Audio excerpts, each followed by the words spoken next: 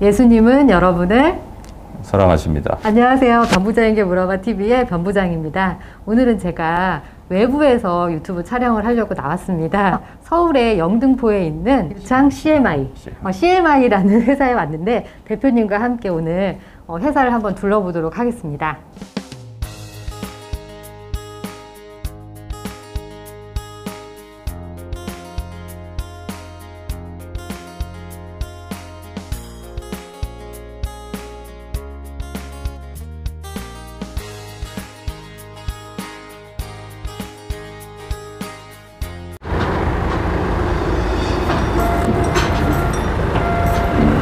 얼마 정도 하나요? 기계값은? 몇 천만 원 하잖아요.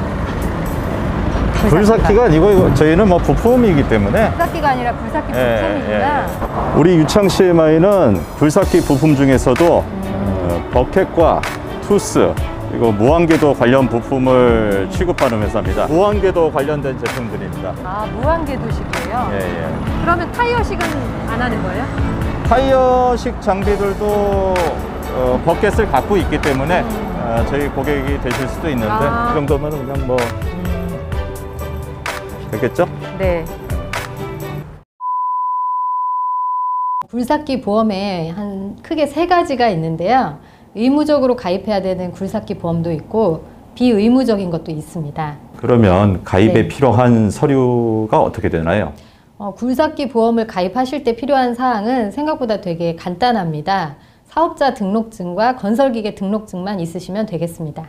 굴삭기 보험에 대한 정보는 많지 않았습니다.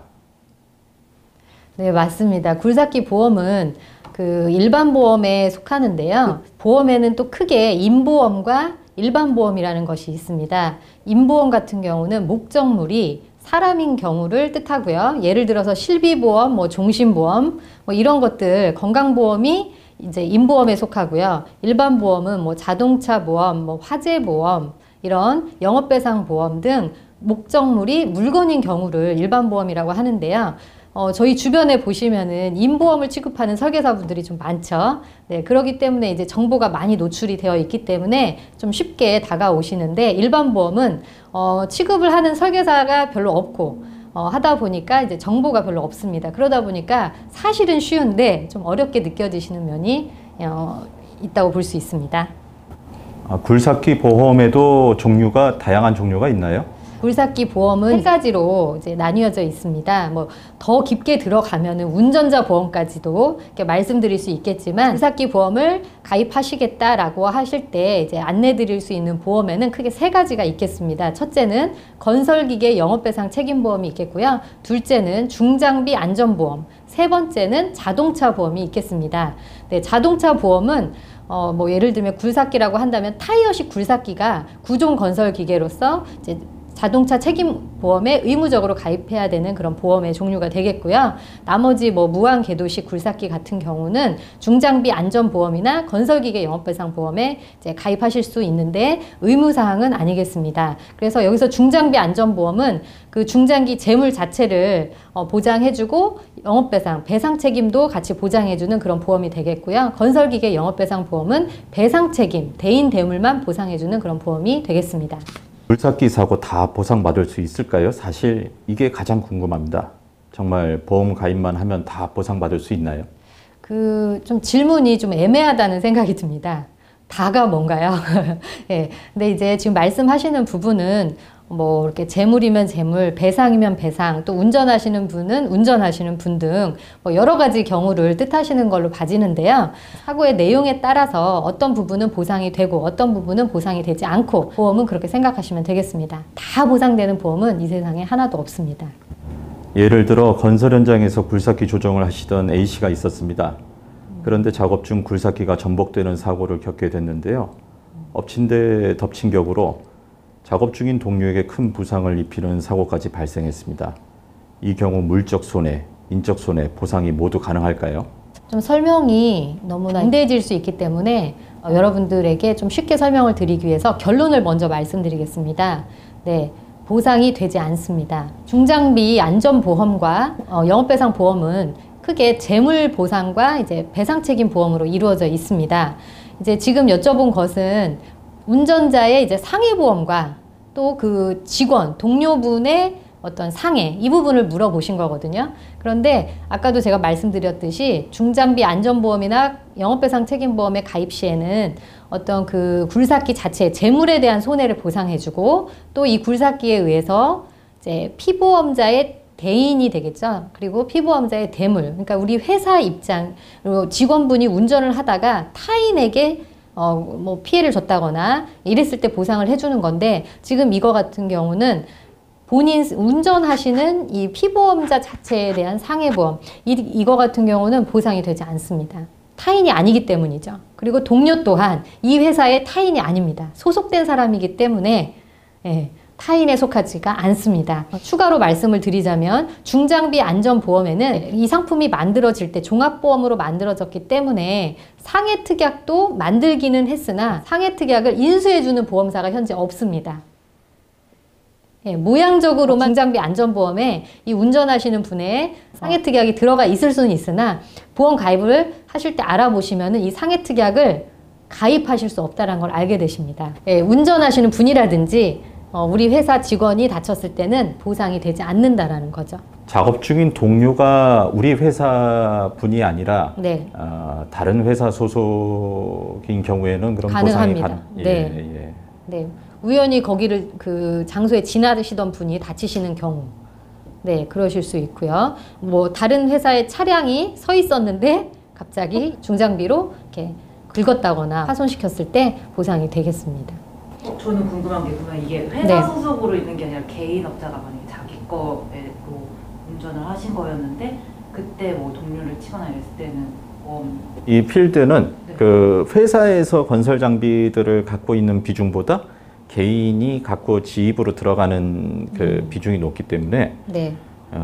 사고가 발생이 되면은 이 사람은 개별보험을 들었을 테고 이 사람도 아마 개별보험을 들었을 테고 네. 그런 경우가 비중이 높다고 보고 네. 있거든요. 그런 경우는 이제 첫 번째는 배상 책임은 무조건 해주는 게 아닙니다. 민법상 배상의 의무가 발생했을 경우 그리고 발생한 만큼 그러니까 이 회사의 과실이냐 이렇게 뭐 지입해서 들어오신 이 사장님의 과실이냐 몇 프로씩이냐 퍼센테이지만큼 배상을 해주고요. 그러나 일반적으로는 어떤 그 사람을 고용을 한 최종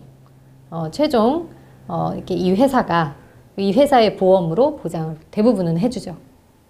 그러나 사고 조사를 해봤을 때 정말 누구의 과실인가를 따지고 과실의 비율을 따져서 해주는 것이 바로 배상책임 보험입니다. 건강보험, 뭐 예를 들어서 실비보험은 누구의 과실이 아니라 내가 다치면 무조건 100% 해주잖아요. 네, 그건 배상책임 보험이 아니고요. 예, 건설기계 보험은 기본적으로 배상책임 보험입니다.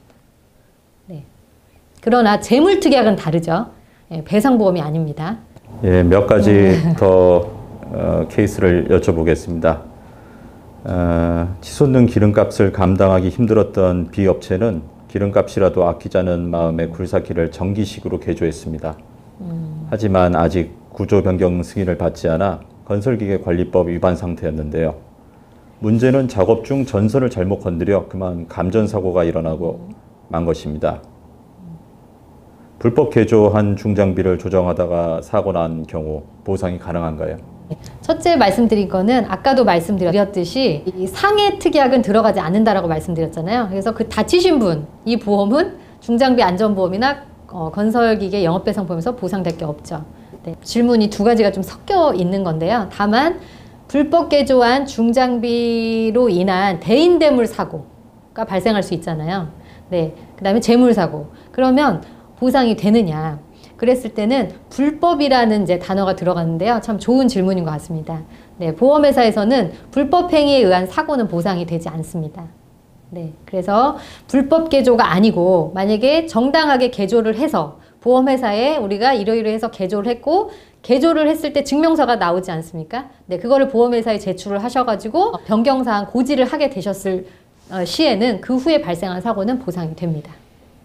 네. 네. 다음 질문 드리겠습니다. 네, 질문이 좀 많네요.